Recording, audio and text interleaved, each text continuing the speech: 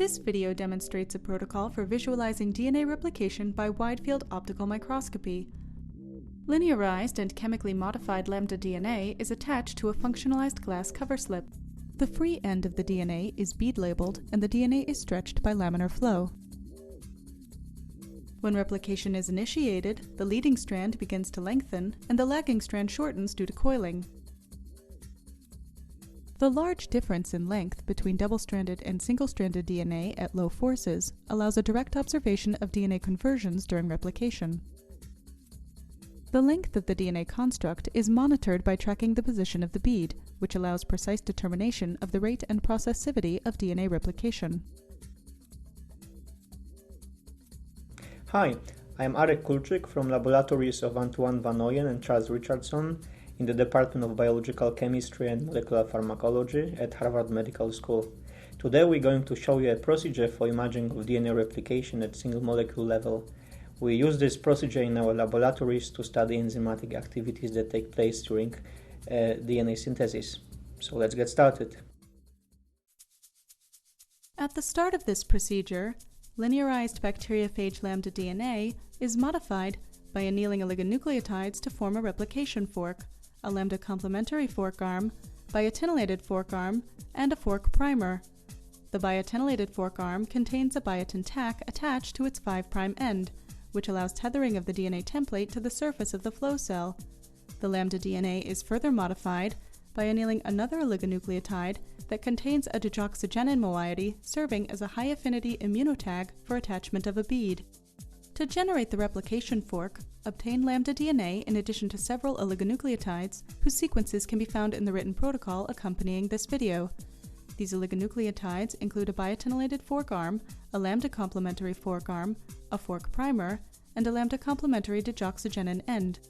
Phosphorylate the 5' ends of the lambda complementary fork arm and the lambda complementary deoxygenin end using T4 polynucleotide kinase. Next, mix the phosphorylated lambda complementary fork arm, the biotinylated fork arm, the fork primer, and the lambda DNA in the molar ratio of 10 to 10 to 100 to 1 in T4 DNA ligase buffer.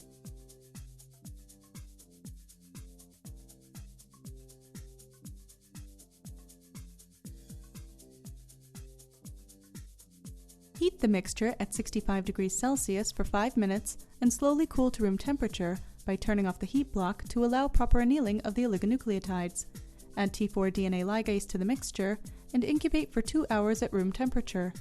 T4 DNA ligase will catalyze sealing of the nicks between the oligonucleotides and the lambda DNA. Finally, anneal the lambda complementary deoxygenin end to the DNA replication template by adding the phosphorylated lambda complementary deoxygenin end in T4 ligase buffer. Incubate the mixture for 30 minutes at 45 degrees Celsius, and again slowly cool to room temperature by turning off the heat block. Ligate the phosphorylated lambda complementary deoxygenin end to the DNA replication template by adding T4 DNA ligase to the mixture, and incubate for 2 hours at room temperature. The final DNA replication template is now ready for use. In order to attach the tosyl-activated magnetic beads to the DNA replication template, they must be functionalized with an FAB fragment specific for deoxygenin. To begin this process, resuspend the stock solution of beads and transfer 400 microliters into an Eppendorf tube. Place the tube into a magnetic separator and incubate until the solution clears. Then remove the supernatant by pipetting. To activate the tosyl groups for antibody coupling, add 1 milliliter of borate buffer and mix gently by pipetting.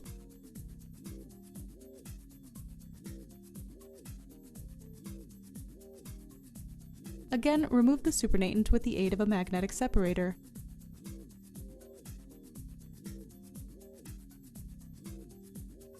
Next, add 240 microliters of FAB fragment and resuspend the beads in 400 microliters of borate buffer.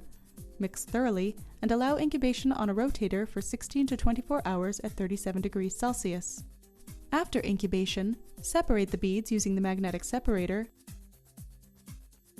and remove the supernatant. Wash the beads with 1 milliliter of washing buffer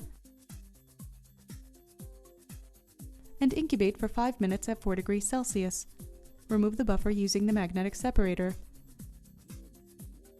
This wash is repeated twice. To block the free tosyl groups, add 1 ml of BSA containing tris buffer and incubate for 4 hours at 37 degrees Celsius.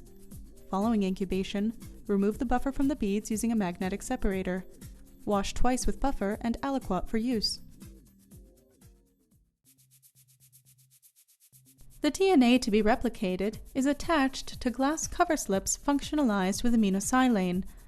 The alkoxy group of the aminosilane binds to the glass, leaving an amine available for binding to biotinylated PEG molecules.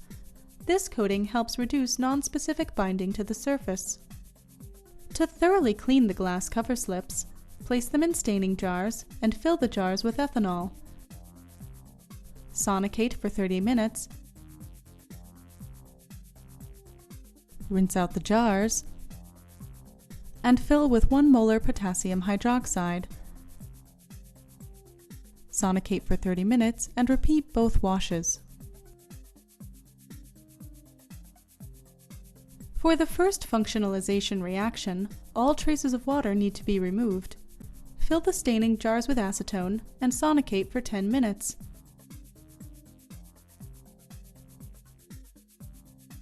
Empty the jars and fill again with acetone.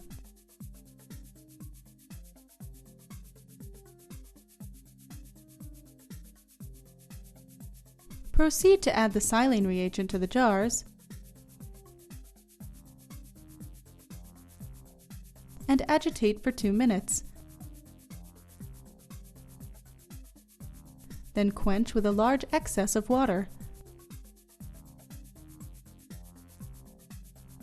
Then dry the cover slips by baking them at 110 degrees Celsius in the oven for 30 minutes.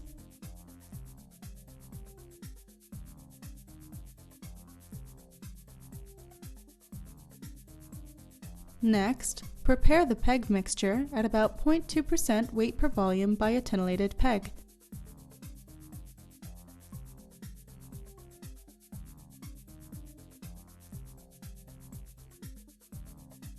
Including a glass cover slip spacer will allow separation of the cover slips. Pipette 100 microliters onto a dry silanized cover slip. Place a second cover slip on top. Incubate the cover slips in the PEG solution for 3 hours. Then separate each pair of cover slips and wash extensively with water. Be careful to keep the cover slips functionalized side up, as only one side will be coated with PEG.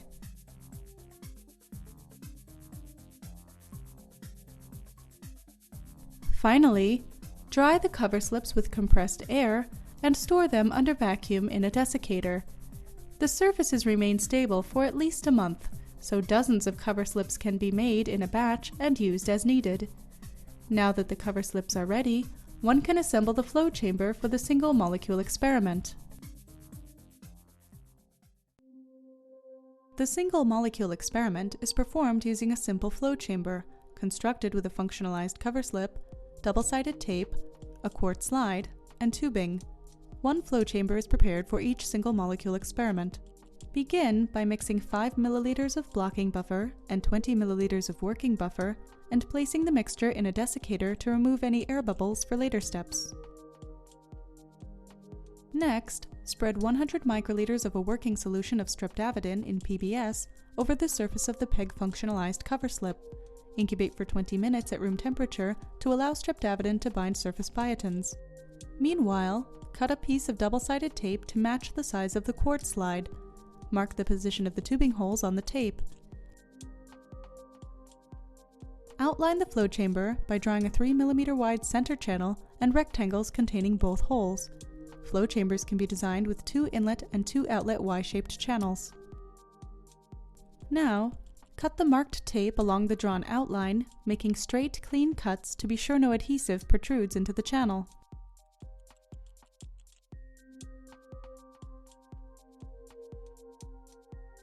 Clean the quart slide thoroughly using acetone to remove adhesive from flow cell construction used in previous experiments.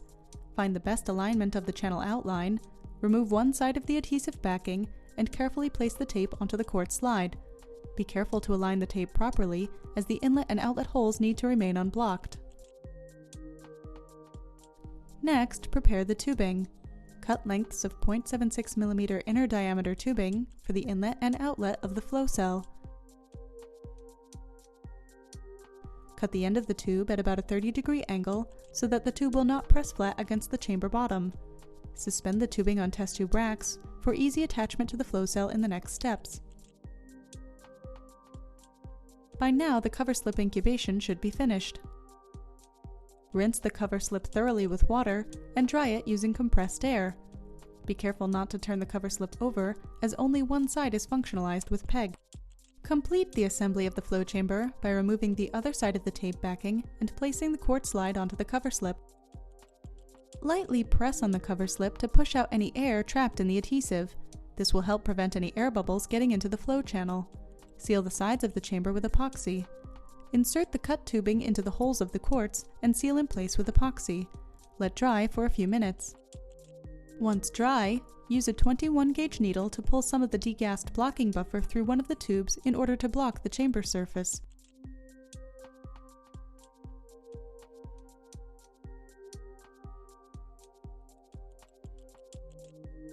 Flush out a few times to remove air bubbles and allow the chamber to incubate for at least 30 minutes before moving on to the single molecule replication experiment.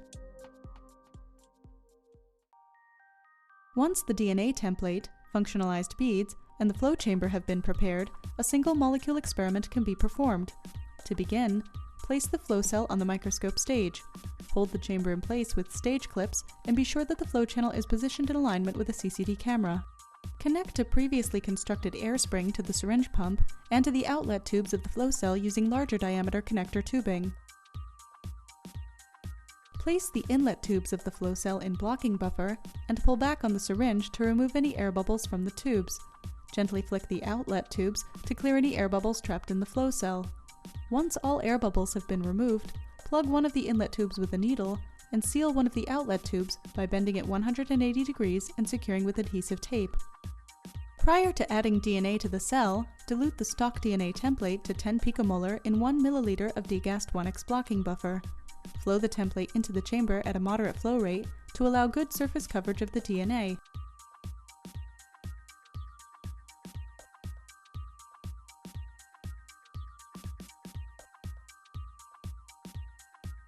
Dilute the stock bead solution to between 2 and 4 times 10 to the 6th beads per milliliter in 1 milliliter of degassed 1X blocking buffer. Then vortex the mixture and sonicate for 20 seconds.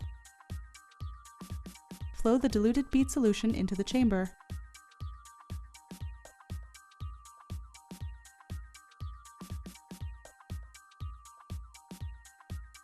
Once beads are added, turn the flow off and allow the chamber to reach equilibrium.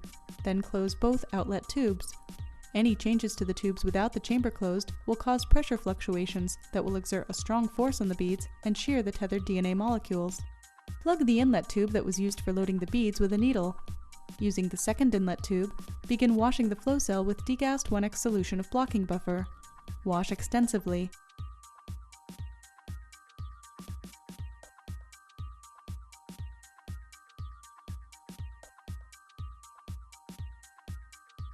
Agitate the stage by tapping to remove any beads that are non-specifically stuck to the surface. To check if the beads are tethered to the DNA, try changing direction of the flow.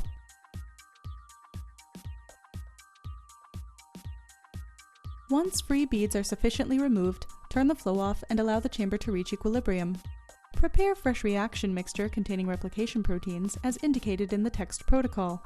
Close the open outlet tube and switch the inlet reservoir to the freshly prepared reaction mixture, slowly opening the outlet to avoid rapid pressure changes. To proceed with the enzymatic reaction, first flow the protein solution into the chamber at a moderate flow rate to allow efficient binding to the DNA. Turn off the flow and allow the chamber to reach equilibrium. Close the outlet tubes and replace the tube containing the reaction mixture with the tube consisting of degassed washing buffer. Wash the chamber to remove free proteins. After washing, again turn off the flow and allow the chamber to reach equilibrium. Close the outlet tubes and replace the tube containing washing buffer with the tube containing the T7 replication buffer. The T7 replication buffer contains magnesium chloride that triggers the start of the replication reaction. use a flow rate of 0.012 milliliters per minute that corresponds to 3 piconewton drag force on the DNA tethers using conditions described in this protocol. Place a rare earth permanent magnet above the flow cell before imaging to prevent nonspecific interactions between the beads and surface. Position a fiber illuminator at an incidence angle between 10 degrees and parallel to the microscope stage near the microscope.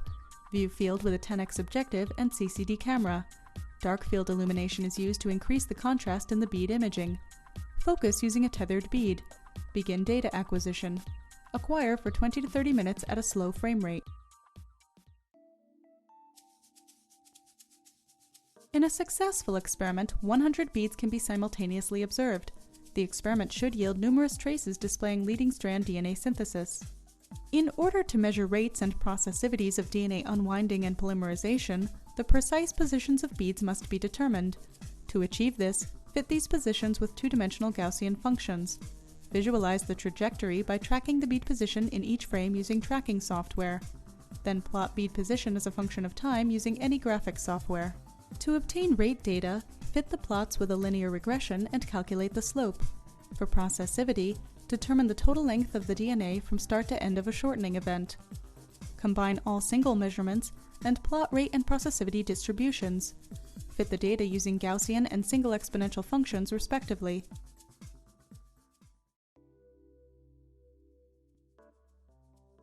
We've just shown you how to measure rates and processivities of DNA replication on a single molecule level.